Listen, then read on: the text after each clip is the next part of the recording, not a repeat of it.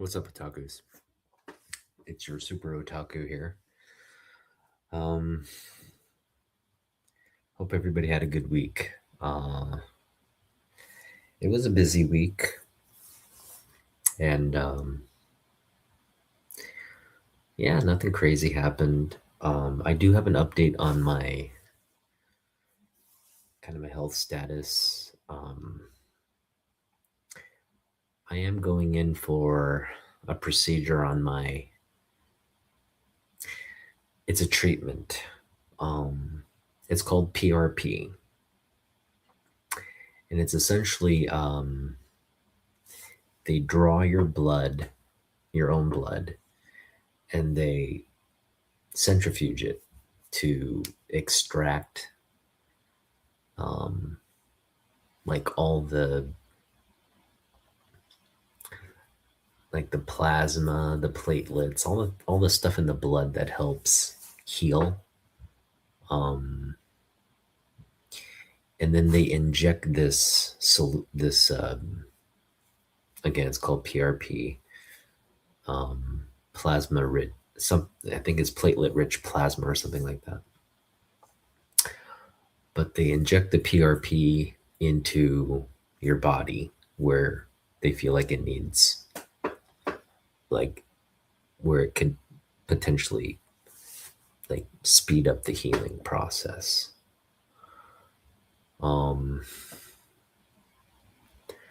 So yeah, my back's been slow to heal, still dealing with a lot of pain.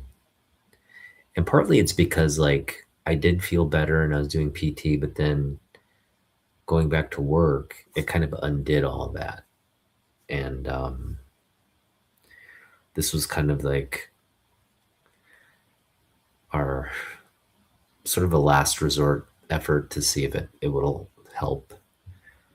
I do feel better. Like, I mean, it's not like I can't work or anything like that. It's just I come home, the back is sore, and it hurts to move it around. And really,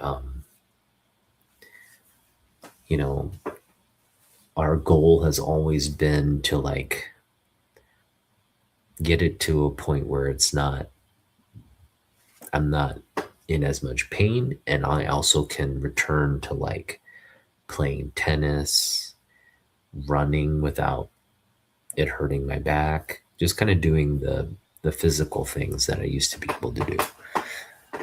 Because yeah, I could like run on a treadmill, I could play tennis, I could do all these things prior to the accident. What's up, Jens? Hey, we got to talk, man. We can talk here, I guess.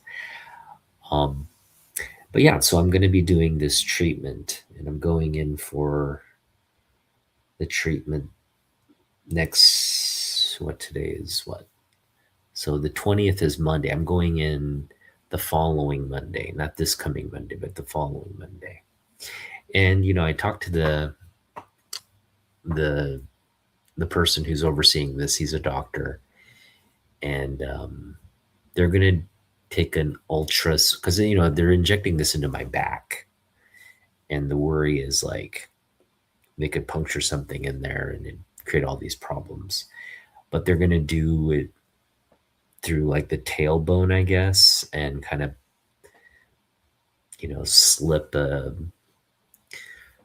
sort of a non-sharp catheter up there and shoot the solution up into. It's going to be much safer. There's no risk of really puncturing or doing anything like that. So I trust they know what they're doing. I'm very apprehensive. Hey, what's up, fanboy? Oh man, my favorite peeps are here. Thank you all for joining.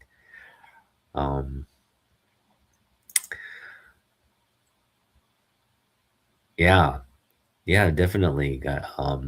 Paul's joining us for AAPI Heritage Month. I just met Paul, and let me just tell you, man, he and I are already best buds. We had a great time yesterday. It was our first time meeting, but I could already tell like this dude was my dude because We're both into sports. He's a big Padres fan, big M's fan. You know, he knows the pain of having your team ripped away from your city. Um, the Sonics and the Chargers. So, like, we have, and of course, we have comics and sports. It looks like he's into everything, a little bit of everything. Like his room is was pretty dope, and I think we're around the same age too. So that's what makes it really cool.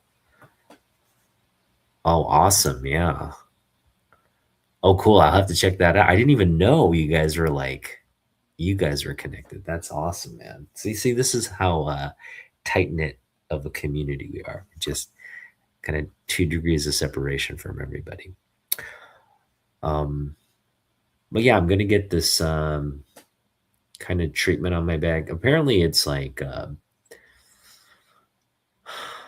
it hasn't gained like footing in the medical community as something that really is recommended for stuff, but it's still sort of like experimental.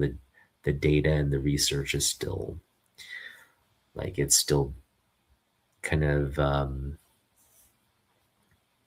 yeah, it's sort of early stages in terms of like its viability as a formative treatment, but it has a lot of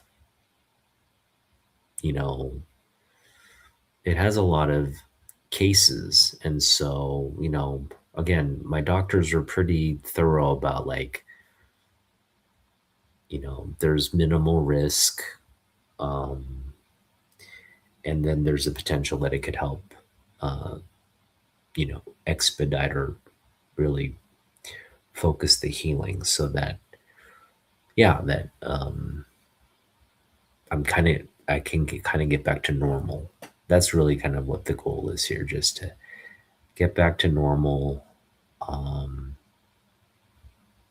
not have the pain, not have the kind of mobility issues, and kind of move forward. So yeah, uh, I am a little bit nervous about it, but apparently, like, I can go in, get the procedure, and then go to work that day. That's what the doctor said. So we'll see what happens. I talked bad about Batman a few times. Yeah. Um, uh, hopefully, you got to, dude. When are you gonna show off the? So, Fanboy got um, got a Golden Age Superman book, and it's a beautiful book. I saw the book. Well, I didn't see the actual book. I saw the book that he had got, and it's like I think Superman 94, if I'm not mistaken. Oh, you got in the mail? Oh, nice. All right. Again, really nice book. I'm really excited to see it. And Jens submitted his CGC submission. I think it's a 25 book submission. So that went out this week.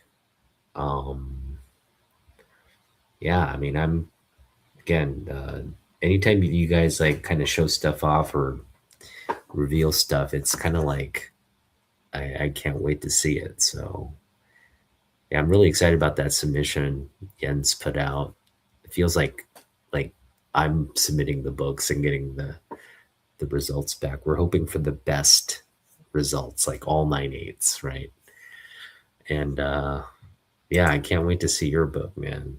That's a nice book. I really like that book.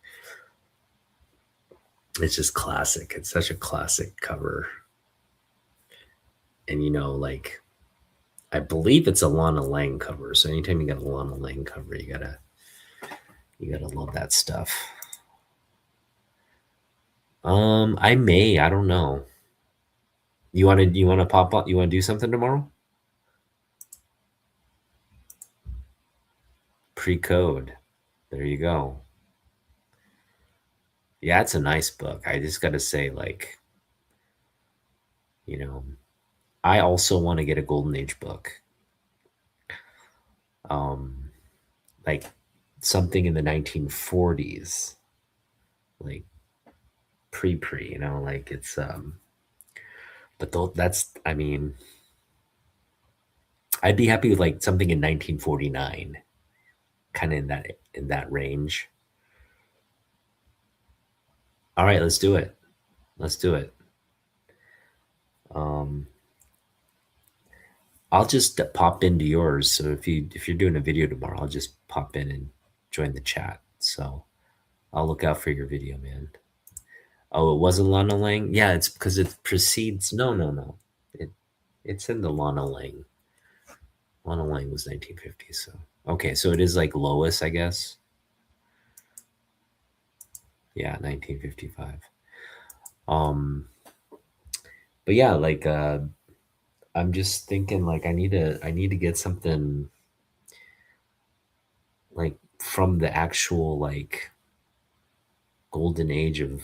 I'd love to go just a golden age Superman, kind of like what you have right now, but something kind of that goes back a little further, maybe from the 40s or something. And yeah, they're just such big books, Once you get past a certain age, first off, they're hard to find, and then you're gonna have to pay. But I imagine I could get one for a couple $100, right? Something from the 40s. I feel like one day I'm gonna go to a show, I'm gonna just see the book. I'm gonna just see it, and I'll be like, they want like maybe 300, maybe 400 for it. It of course it's gonna be a low grade. I can't get anything from the golden age, mid or higher. But yeah, assuming you get like a really nice kind of low grade, looks good copy for a couple $100, I'd jump on that. I'd do that. But yeah, it's they're few and far between to get them, and I'm not gonna go on. I mean, eBay has them, but they're pretty pricey on eBay because you're paying $100 for like big grade Silver Age books, so it's not like you're getting any bargain for Golden Age stuff. All right, well, I mean, it's been a really busy week this week, so there's a lot to talk about today.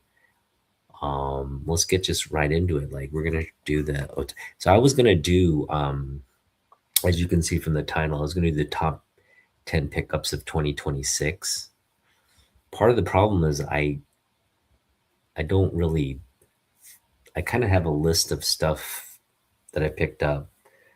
Um, but I feel like I have to do two lists, like one top 10 modern books that I picked up this year, and then top 10 like 1980, pre 1980, like bronze and earlier.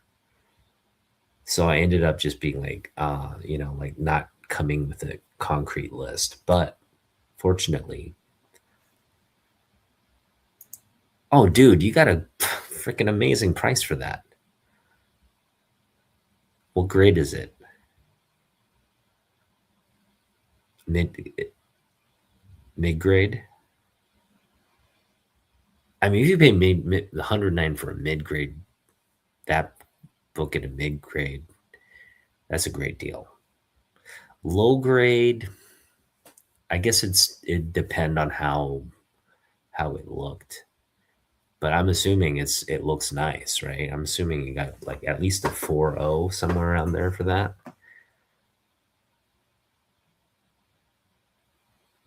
VG, okay, yeah, yeah, yeah, yeah. That's like a 4, right? Not bad. All right, well, I mean, dang, man. Yeah, it really depends on the condition, right? But even I think as long as it presents well, which I guess from the photos it did, uh, yeah, I mean, again, as long as it's not like interior's like torn up or it's like detached or something, like there's big rips in it, as long as nothing like that. If it is a true VG, man, it sounds like you got a great deal on it. That's it's pretty cool. Can't wait to see it. You gonna trade it to me, right? All right, let's get to the list. Again, lots of news this week. Lots to talk about, so we'll get started here. We're starting right here at number 10. Punisher War Journal number 18. Yes, Punisher on vacation in Hawaii. Tell me what you want for it. All right. Jim Lee goodness right here. I mean, this is Jim Lee at kind of his peak level at Marvel. He's um, he's already started on the X-Men. You know, he just pretty much launched Punisher into this stratosphere of popularity with this run. And the reason we have a Punisher television show and all this is um, obviously there's a legacy there that starts in ASM, then Mike Zeck with the solo series, and but you know it's this. I just want to say Jim Lee creating all this like just incredible artwork for the Punisher that really I think solidifies the character, because this is really his this war journal along with the Punisher. Those two were kind of running in parallel. They launched around the same time. They're running in parallel, and it's like two titles for this character. That's again, comics is entering an era where it's becoming more graphic. It's not being targeted at kids anymore, but more toward young adults. And Marvel just kind of has their finger on the pulse of comic book fans. And this is the kind of stuff that was really peak at Marvel. You know, Punisher, Ghost Rider was big.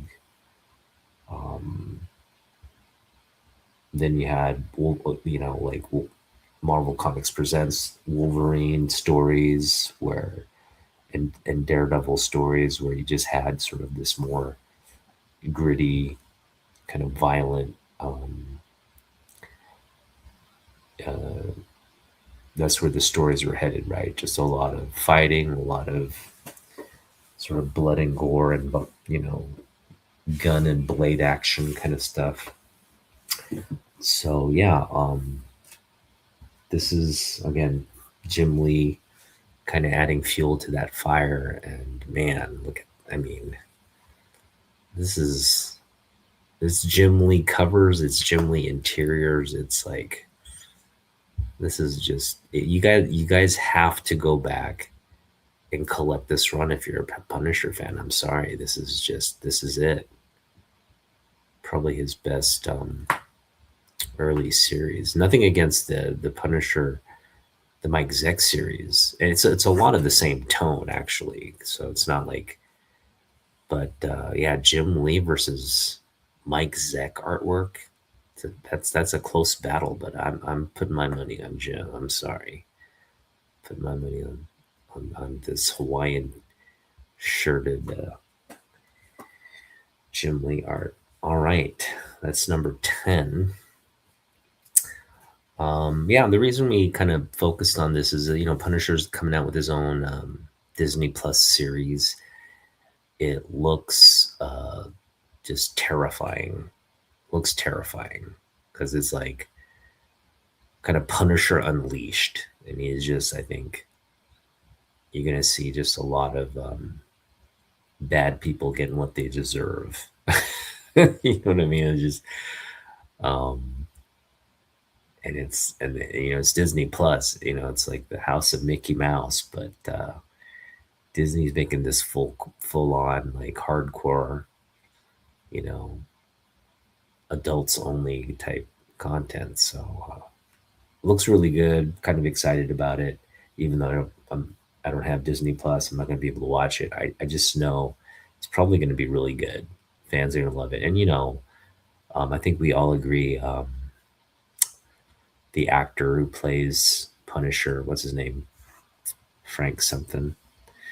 He no, Frank is the Punisher's name. What's the guy's name who plays Punisher? Help me out in the chat. Um,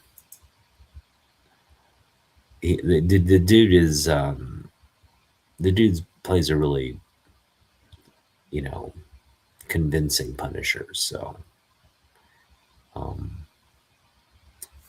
that's always a good thing when you have a character that people really kind of embrace as the comic book version of the character.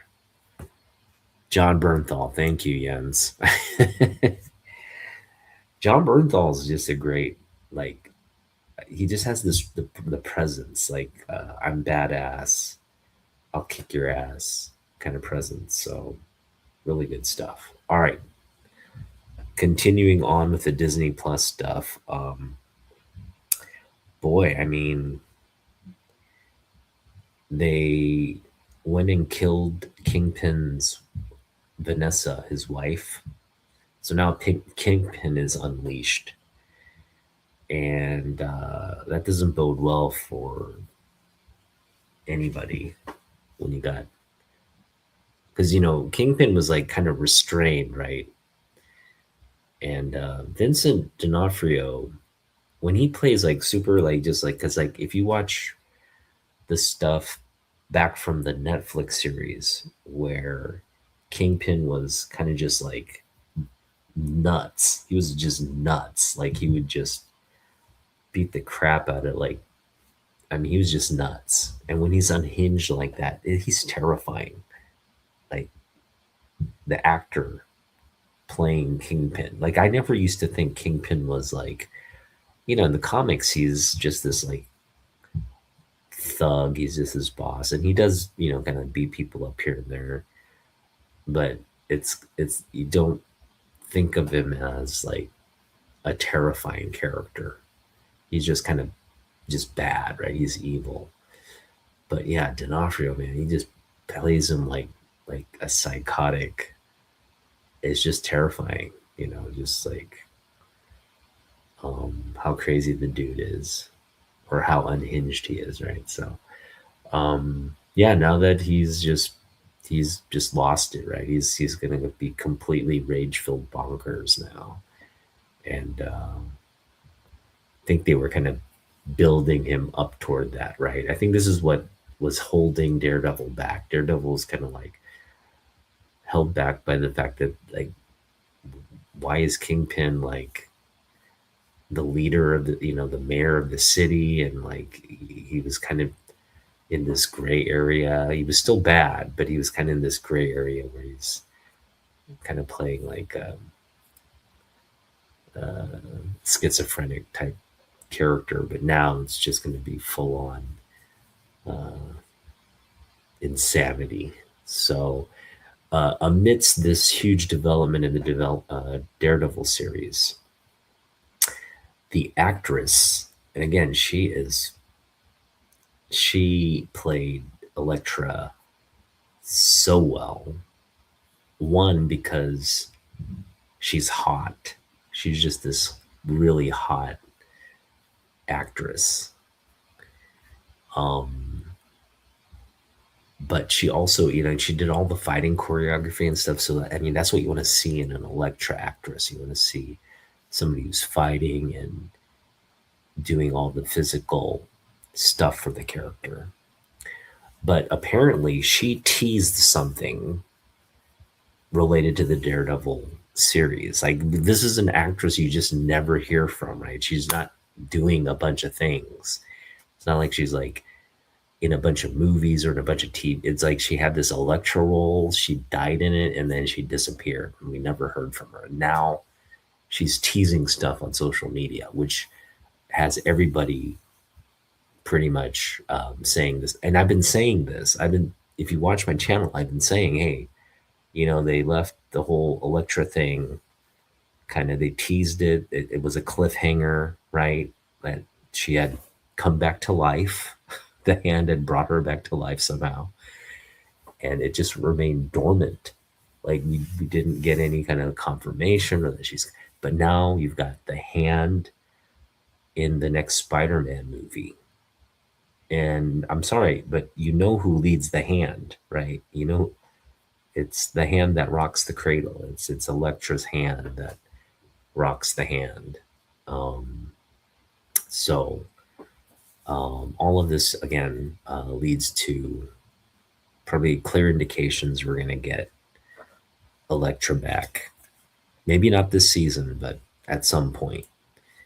And I wouldn't be surprised if she just pops up in the next Superman movie.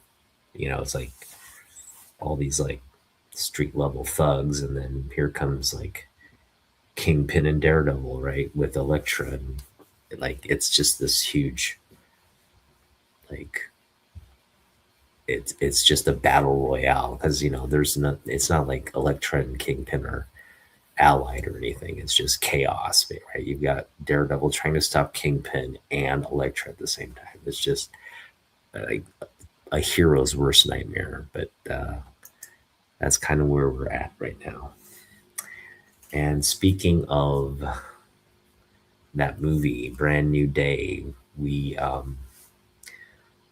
there's also whisperings that the Filipino dude who plays Ned Leeds, he's apparently now. I mean, it's been rumored that this dude's going to turn bad and become the Hobgoblin. That's just kind of because that's Ned Leeds is the Hobgoblin, right? But now we're getting some confirmation there that this is also likely to happen. So a lot of things going on here in the rumor space at Marvel, and we're laying it all out because I don't know what's going on over at Disney and Marvel, but they just felt the need to just like tease the heck out of every speculative uh, fan theory. They just like added, just like fueled the fire for every potential like. They just want people, I guess, to be like, this could be, you know, this could be in the movie, this could be in the series. They're just speculation run amok. Um, and again, so Ned Leeds, Hobgoblin, potentially coming as probably not in this particular movie, but you know, who knows? Like it's in the pipeline. Let's just put it that way. Um, and so, yeah, that's something to think about. But probably the biggest thing that I think, again, there was a CinemaCon where you know they kind of screened a lot of trailers. They screened. I think they also got a preview of the Supergirl movie, and Superman is apparently now entering production. I think they're starting production this month, if I'm not mistaken. So, yeah, we're going to get the sequel to Superman. We got, apparently, the people at this CinemaCon got an extended, uh, some extended scenes and an extended trailer to view, which revealed a lot more of the Avengers Doomsday. And of course, yeah, what they're teasing is Avengers taking on the X-Men. So for whatever reason, uh, these like two worlds collide, and it's gonna be A versus X, which is kind of cool, right? I know we kind of had like an Avengers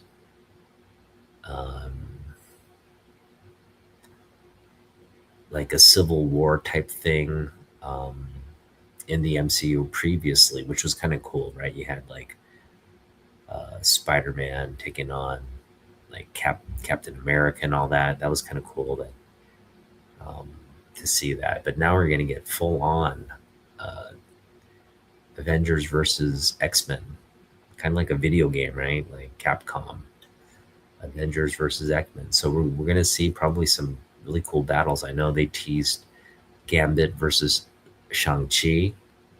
You know, that's a cool battle.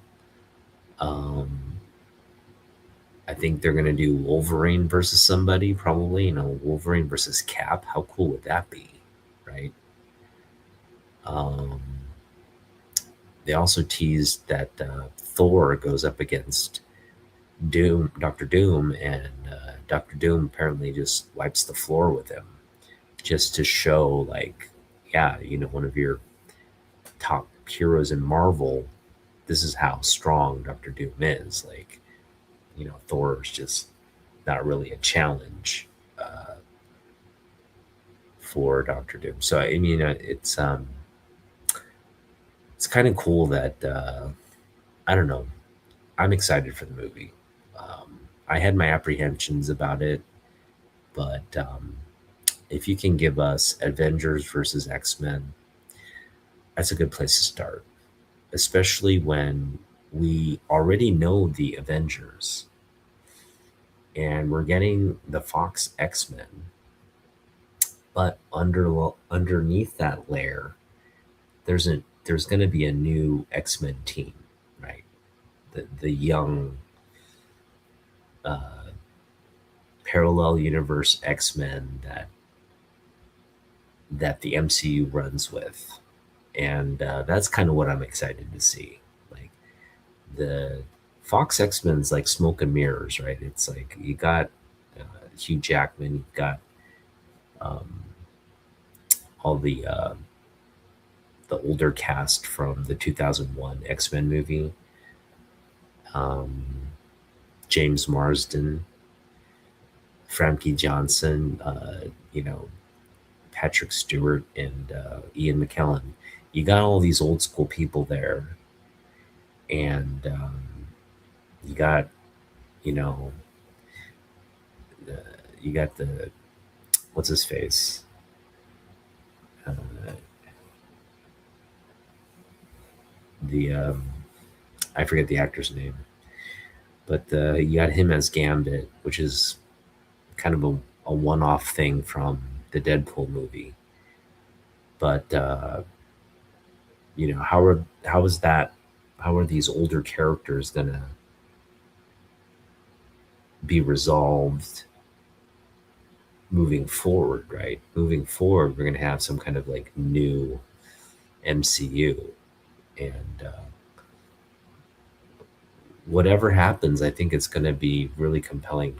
Um, just to see that transpire. Now, people may hate it. People may be at odds with what how they decide to go, or the new characters they introduced. Channing Tatum, thank you, Ron.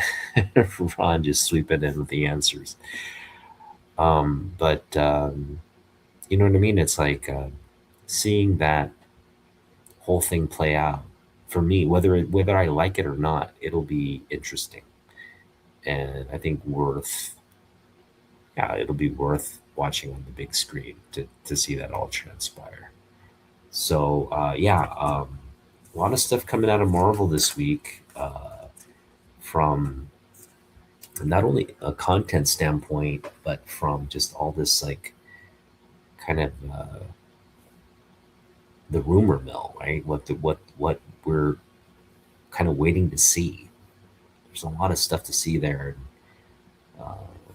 I think again they teased uh, the design of Doctor Doom's suit. It looks incredible, and they kind of showed an image of Robert Downey Jr. without the mask, a scarred face. So that's all kind of, again, it's just building up the hype. Um, I think we're beyond the point where, like, I don't think we'll be disappointed with the Robert Downey Jr. portrayal of Doctor Doom. Yeah, I think it's going to be one of those things like it's going to be when we see Doctor Doom and we see, you know, the suit, the mask, the face behind the mask, the voice, and all this. When we see that, we're just going to be like, yeah, okay, yeah, we're just going to buy into it. It's going to be fine. Yes, we need to take care of those chicks, man. Nice. Getting fresh eggs, getting fresh chicken nuggets. Love love me some chicks. Um, but yeah, this is love showing this book off because it's just what's not to love. It's like everybody's bowing down to it's John Byrne goodness. First off, John Byrne, Terry Austin goodness. I might add. It's the that Byrne Austin is kind of like the Lee Williams duo of the Bronze Age, man. It's like what two artists enhanced each other better than Byrne Austin? I mean, that's just classic stuff right there. Yeah, I think they're gonna scar him to the point. Obviously, he's not gonna have him like the Tony Stark mustache, right? They're gonna probably shave all that, and again, they're gonna probably distort his face, scar him to the point where it's unrecognizable. And then Robert Downey Jr. is such a great actor. He's gonna come with what is it? The Octavian. That's not Octavian. That's Octavius is Doctor Octopus. Latvian. They're going to come with the Latvian accent. He's going to bring an authentic kind of foreign accent to the character. Not that Doctor Doom has an accent, right? Doctor Doom, I think, speaks perfect English, or maybe has a slight accent. But my whole point is like he's going to bring the voice and the tone of Doctor Doom to the character. That's going to be very different from the Tony Stark Iron Man voice. So I think you're just going to get one of these situations where like you have the same character playing or same actor playing two characters, but it's going to be so well,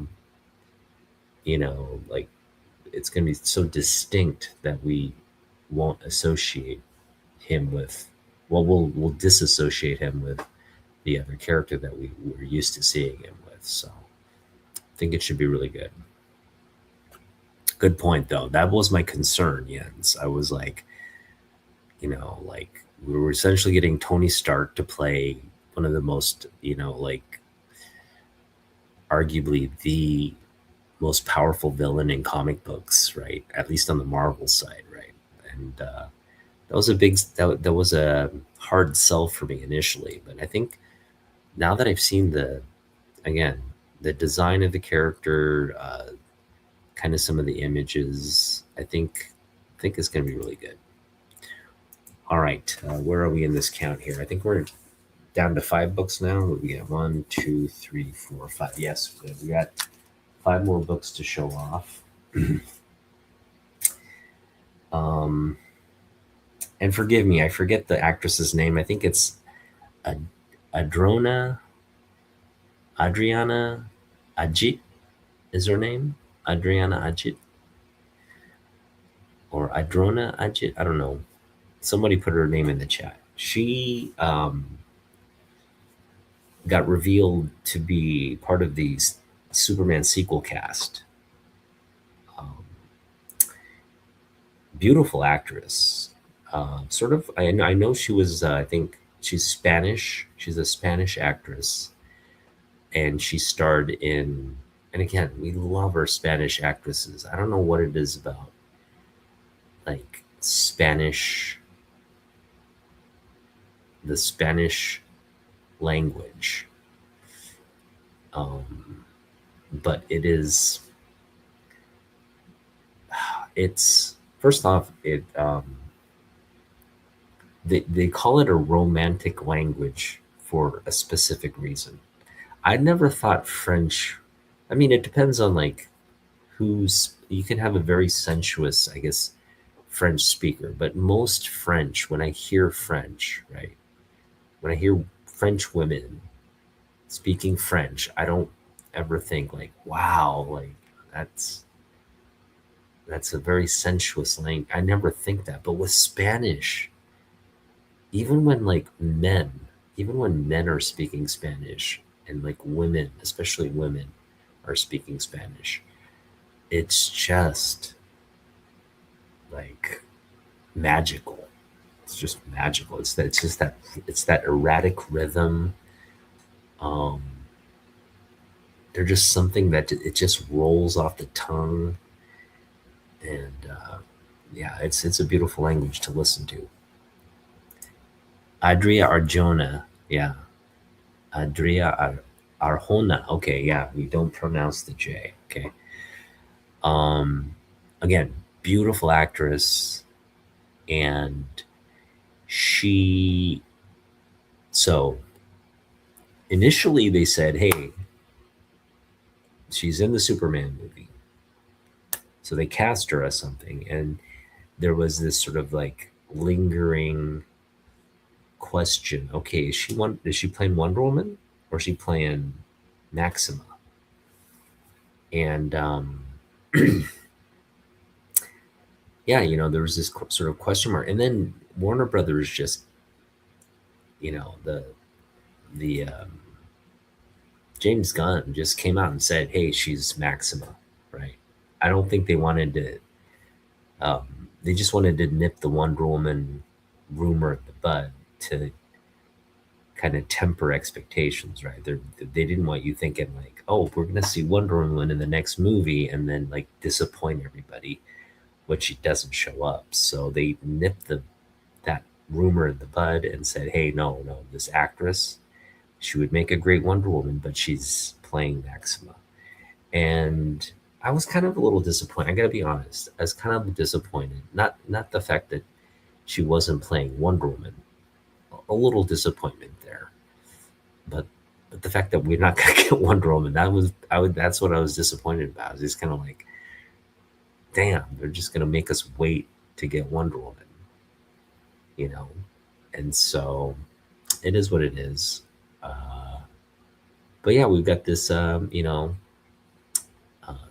beautiful Spanish actress playing Maxima now. And as you know, I can't speak to whether Adria Arjona will be a great Maxima. I can't speak to that because I think visually we'll just have to see. Um, but Maxima is a very powerful, kind of aggressive. Um, she's out to. She's pursuing Kal-El as a mate.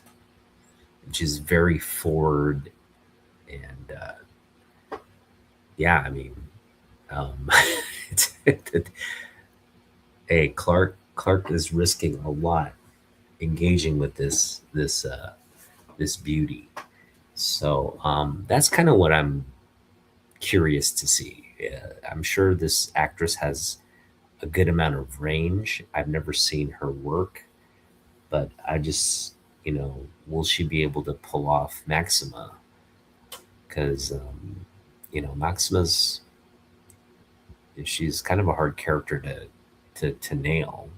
Um, and you don't want to make her too one dimensional, right? She's one dimensional in the comics, but you can't kind of like do that in a film, or otherwise the character loses.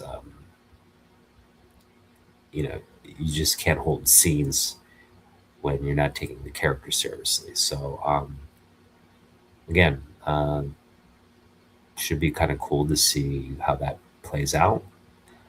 But in terms of the casting, I gotta say, Andrea looked like a better Wonder Woman. I'm just gonna put that out there. Like when it was like the theories were like, oh, she might play Wonder Woman, and like, you know, you saw the little fan, they're putting her in the Wonder Woman costume and all that, the AI art.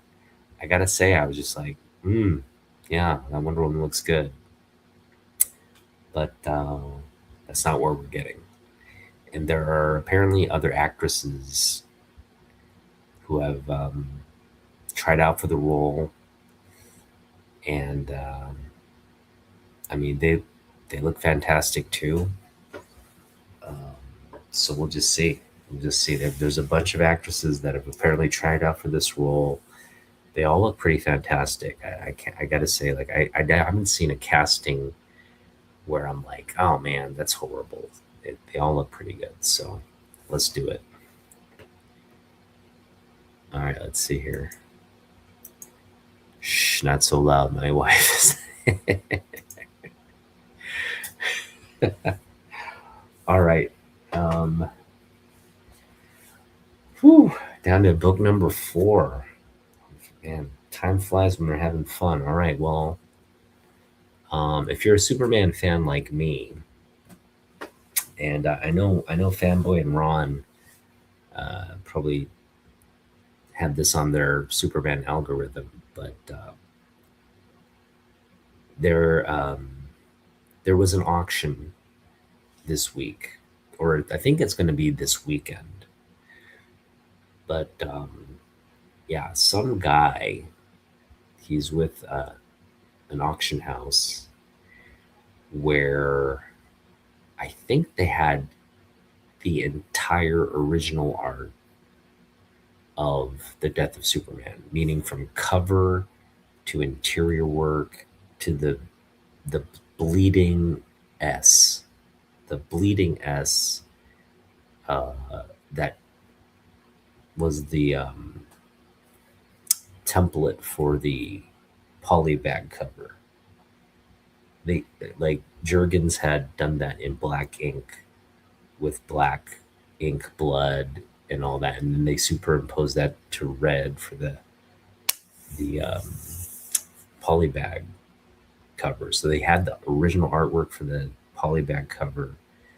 They had this image. They had the final panel, which is like this kind of landscape artwork, and it was a pullout in the comic book, right? It's a fold out. Um, oh my god! And they had all the Doomsday kind of fighting, the splash pages. It was a lot. Um, I think they're going over what the starting bids or whatever, like the potential sale price for each piece was, and things range from like 10 million for one. I think for the Superman, like the S, the bleeding S, I was like estimated to go for 10 million. Um, all the other stuff was like, in the tens of thousands to hundreds of thousands. So huge art collection that they were just it's going to go to the highest bidder, right? Um, and again, it's going to be interesting to see how much that collection commands. But yeah, beautiful Dan Jurgens bred breeding pieces of art, original art, all going on sale. I think this weekend at auction, and man, I wish I had. I wish I had $1 million, man. I wish I was financially at a point where I could just be like, oh man, we're going to that this weekend and we're coming back with some artwork. Because, man, that's just, I mean, it's just, they're grail pieces. They're one-on-one grail pieces, man. It's, I'm just like, I'm happy to have this new like newsstand cover, and like here someone is gonna get to own the original artwork for this book. It's insane. It is kind of it's you know just makes you realize like you're never gonna own stuff like that, and it's just kind of like I don't know. It takes the wind out of your sails as a collector because you're like that's kind of what every collector wants to own. Like if you could really have anything in your collection, just like any one thing, obviously there's original art from like the golden age, like stuff like that, which is like, you know, no one really owns. I don't think that's even a thing. No one owns the original cover to like Jerry Siegel's Superman 1 or Action Comics 1, right? That thing does not exist.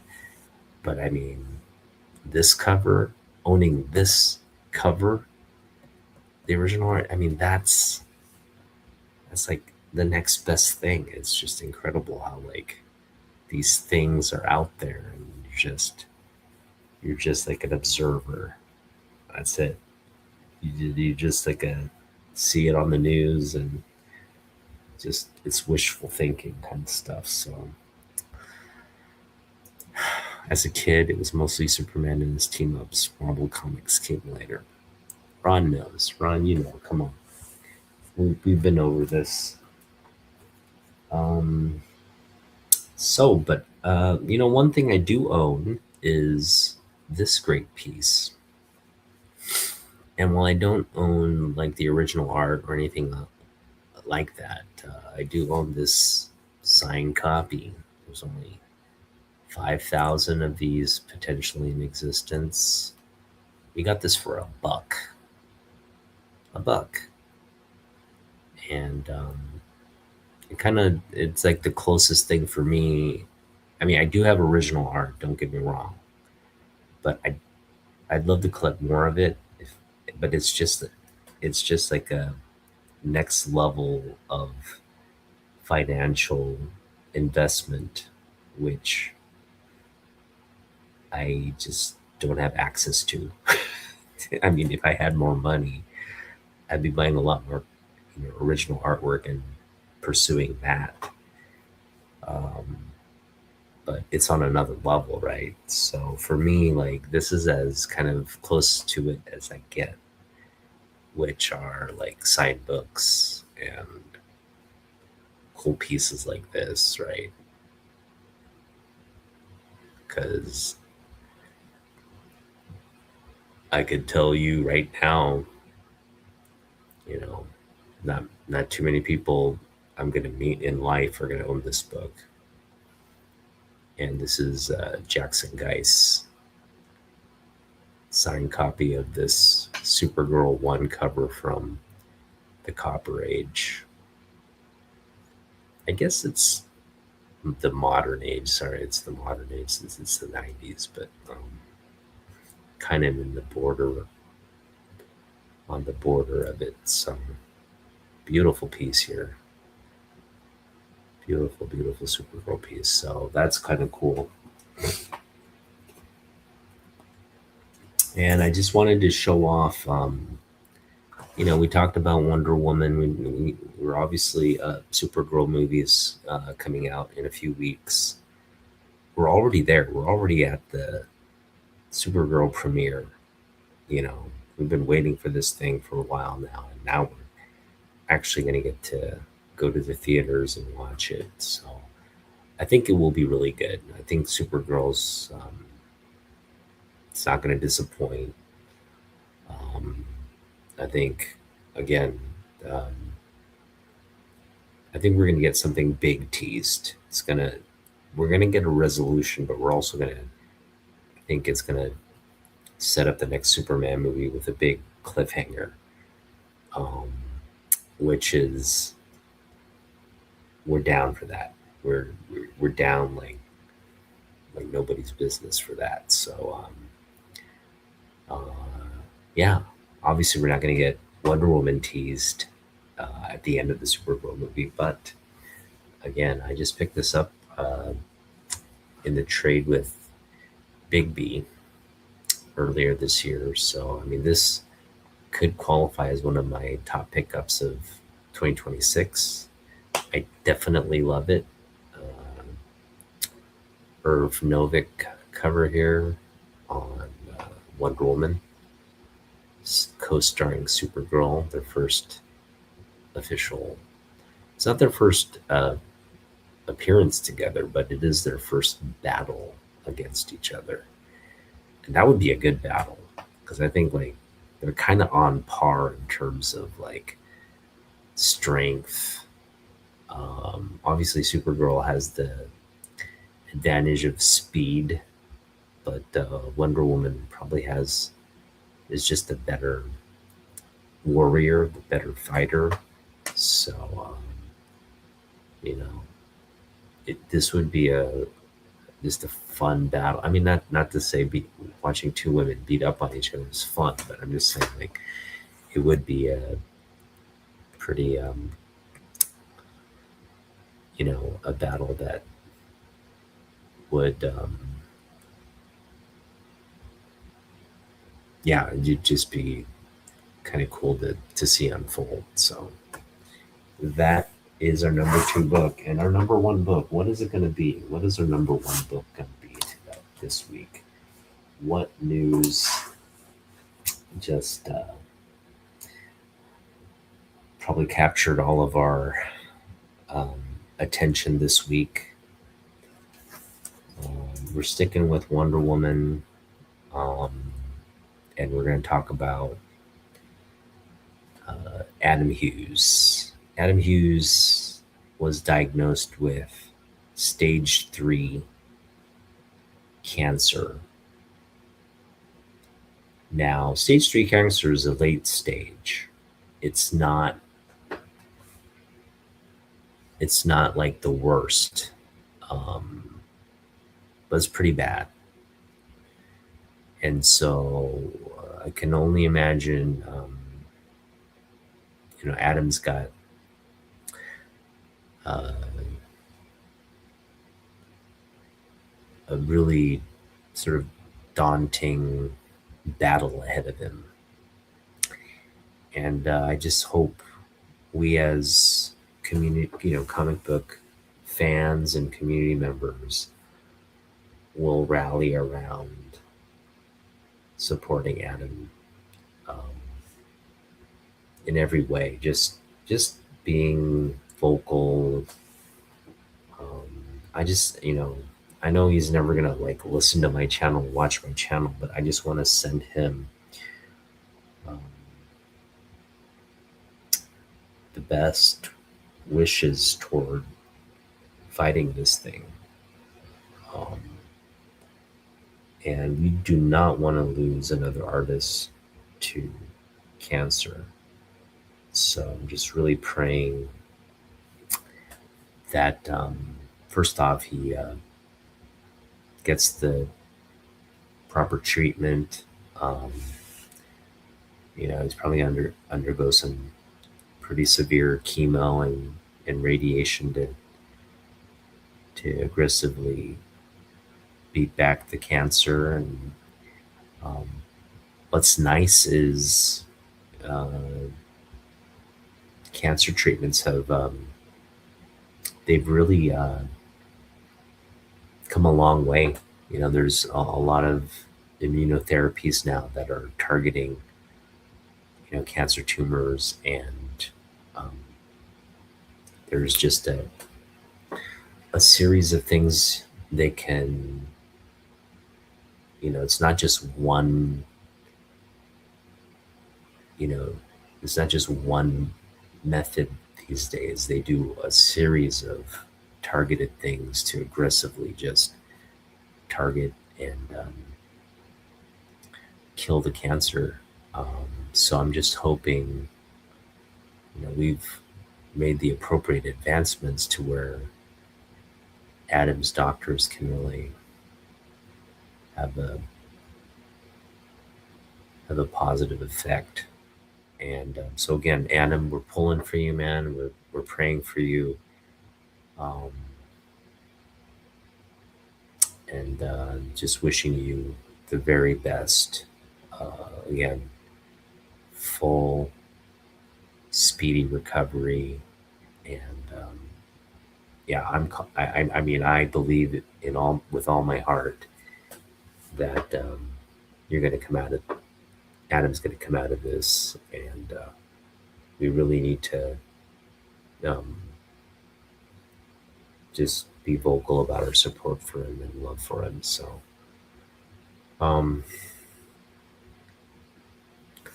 yeah, right? Um,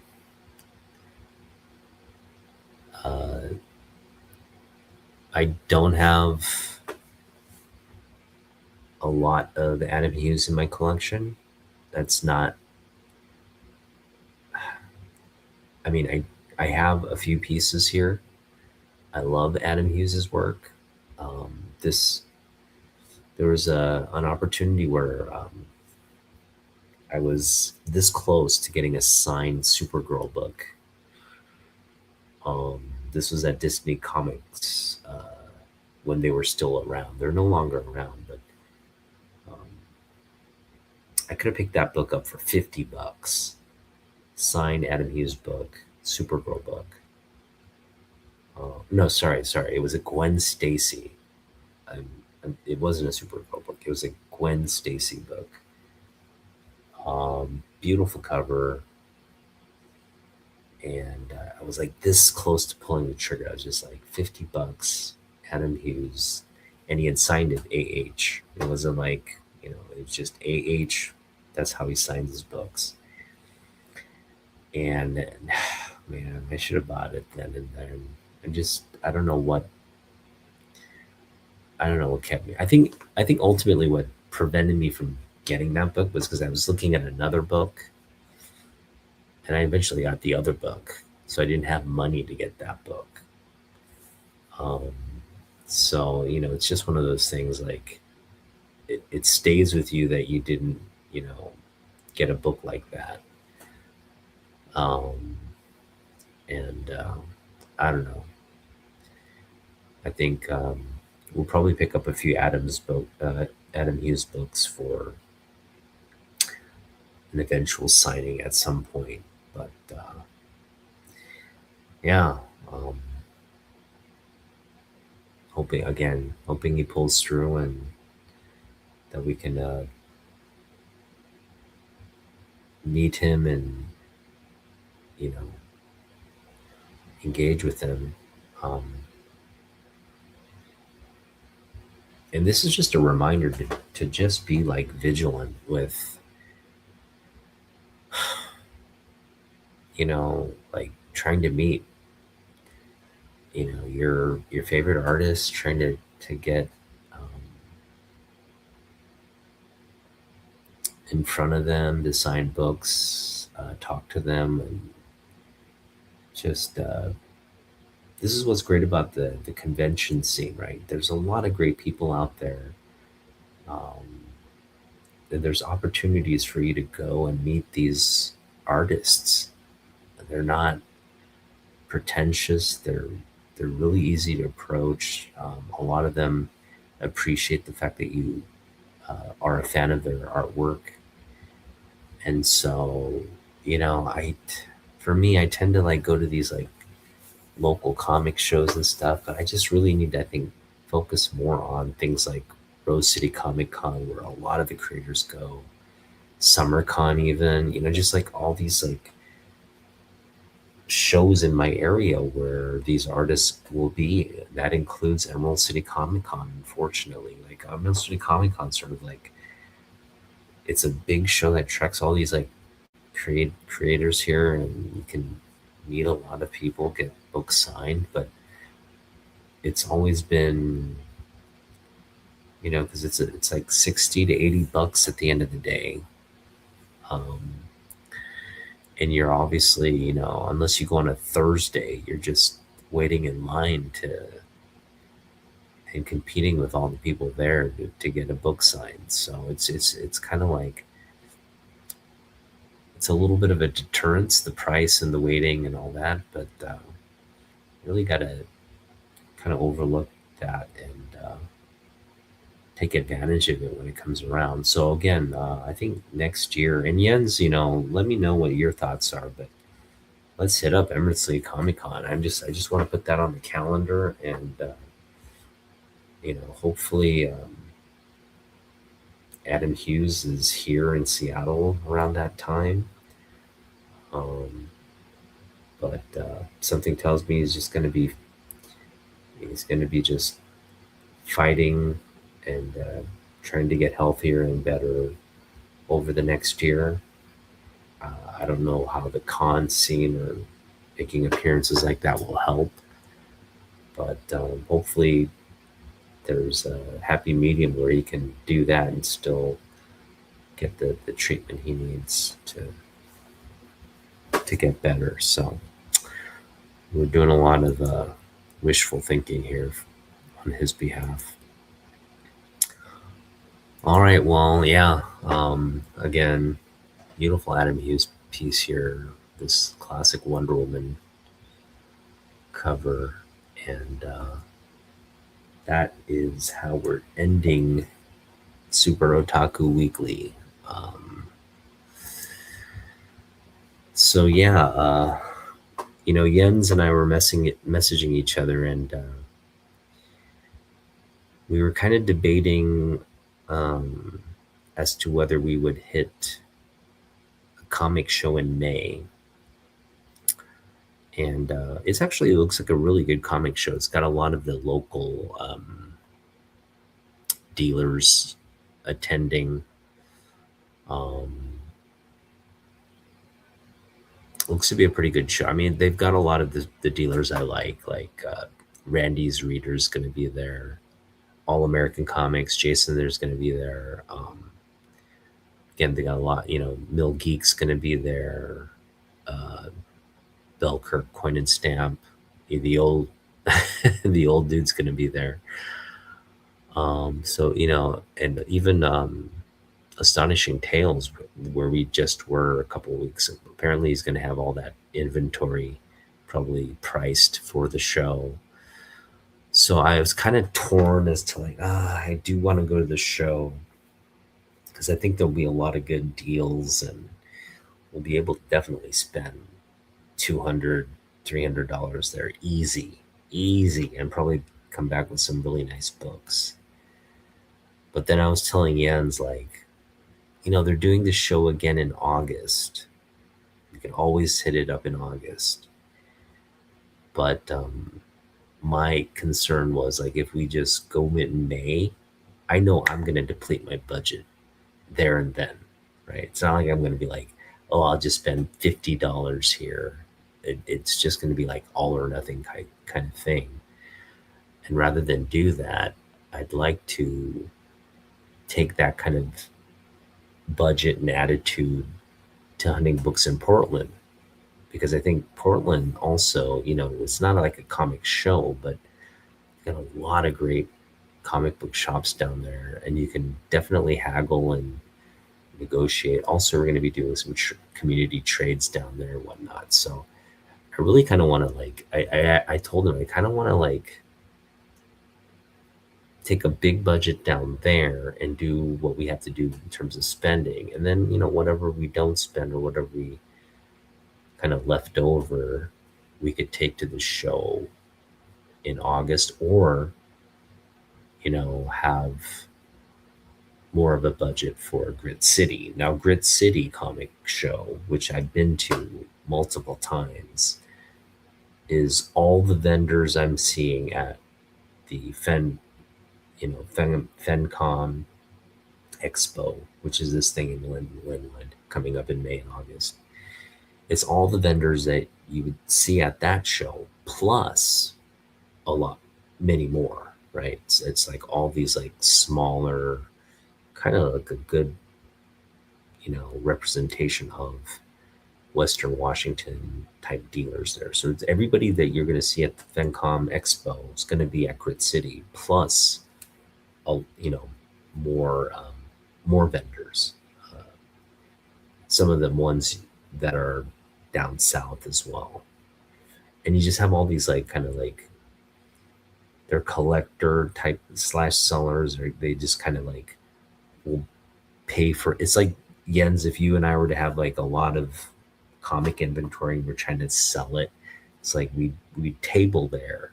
It's not like we have a retail location or anything. We're just we just want to sell comic books. We got a lot of comic books and we want to sell them, and we want to just pay the table fee because we're anticipating, liquidating whatever collection there. So you have people like that too.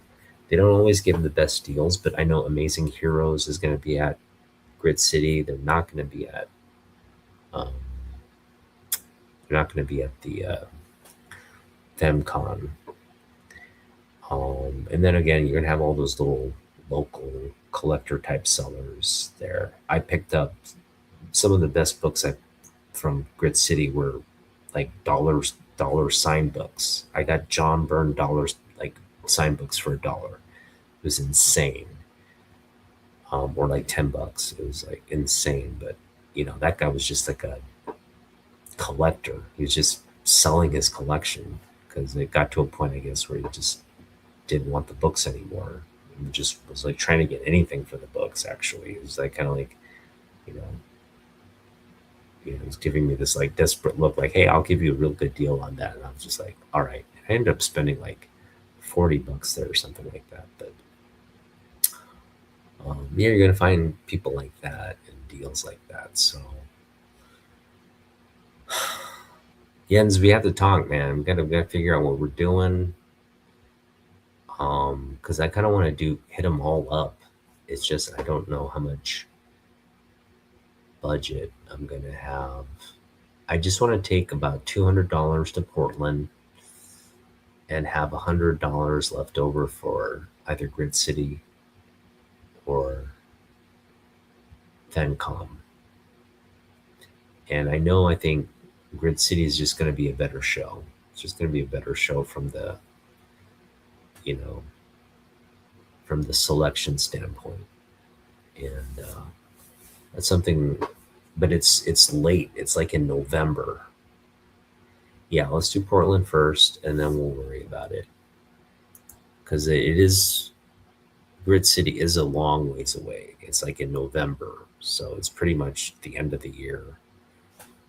And we'll probably have opportunity to do everything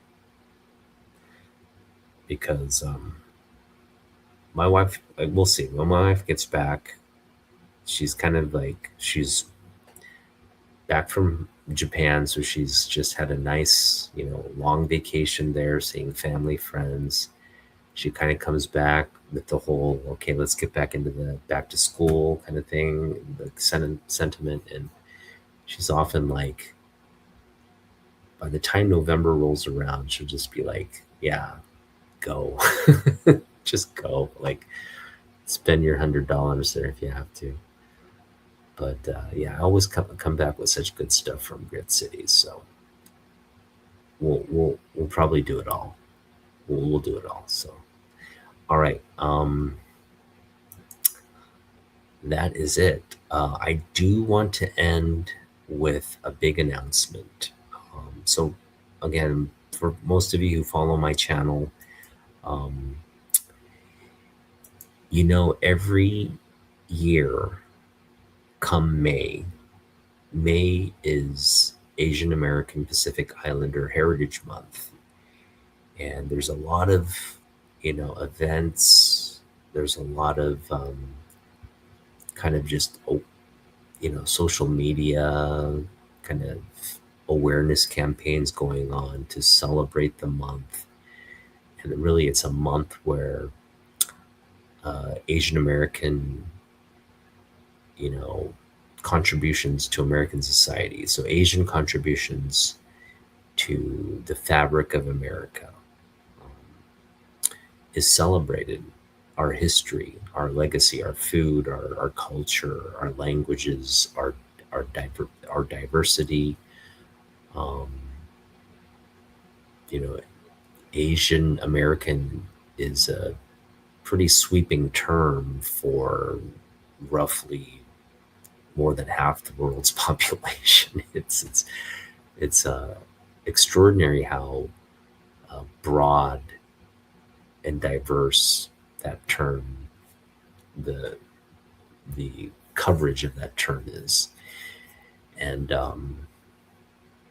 you need look no further about, you know, our impact, our community impact on the comic book industry, the hobby, the the creative side of the industry, um, even the business side, right? Jim Lee right now is the CEO of DC and CEO. He's the CEO of DC, meaning all these like elevated sales and the strategic vision of what they're gonna, how they're gonna position books and how they're gonna create the creative teams that kind of manage all the titles and all. I mean, like it was just brilliantly done. DC is kind of running on all cylinders right now. Artwork is incredible. The stories are amazing. It's just, and the comic books themselves are just uh, some of the highest quality stuff I've seen. You know, they're really high quality books that they're coming out with now. So, um, the fact that this turnaround, Jim was kind of there managing this turnaround over the years at DC, and it's just really nice to see um, him have this kind of success from a business standpoint, not just a comic book creative standpoint. So, but yeah, it's celebrating people like him. Obviously, he's just one of many people in comic books with Asian heritage. Um, but yeah, the impact of this community on our the hobby we love is wide and far. So we're just celebrating that. And this month we're going to have a bunch of uh, people, comic book writers, comic book artists, comic book collectors, YouTubers. We're just going to be celebrating everybody kind of in our uh, hobby, people who contribute or just participate in this hobby that we call comic book collecting. We're just going to celebrate that. We've been doing this for 4 years now, and we got another year coming. Um, we've got already kind of a great lineup of people, but we're going to get things kind of kicked off and started with an interview I'll be kind of leading or hosting on this and sort of our partner network of channels of people um, whom we've partnered with. And it's going to be a panel discussion, but we are going to be interviewing Stephen Yu and his co creator, Seth. I think his name is Seth. Say,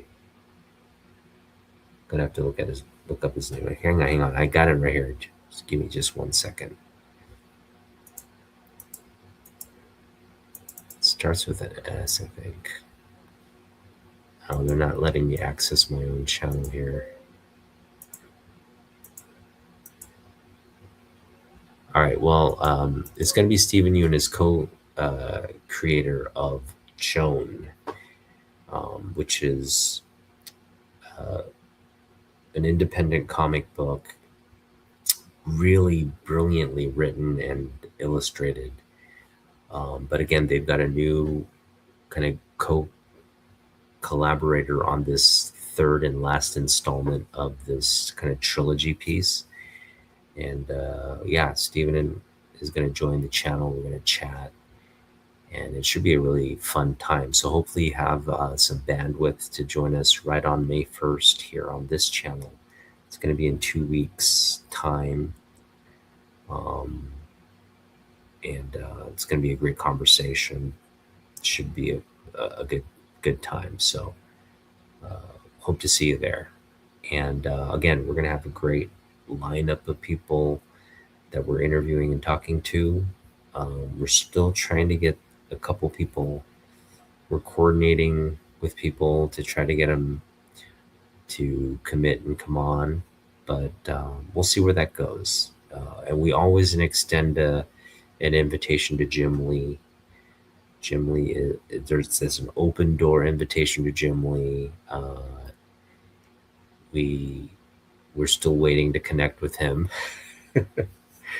but someday um, he's gonna be a featured.